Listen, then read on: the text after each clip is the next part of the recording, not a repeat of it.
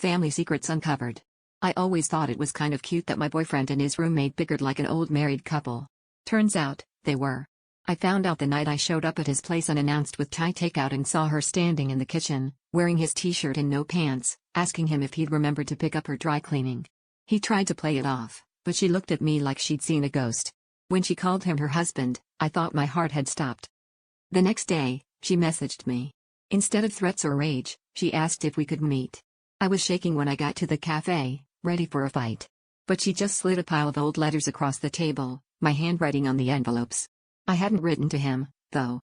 She said she found them in his closet, hidden in a shoebox, and recognized the signature on the back. They were all love letters from my mother, to her husband, dated long before I met him. My mind spun. My mother had never mentioned knowing him, let alone loving him. As I read her words, promises, confessions, secrets, I realized she'd been in love with him for years, maybe still was.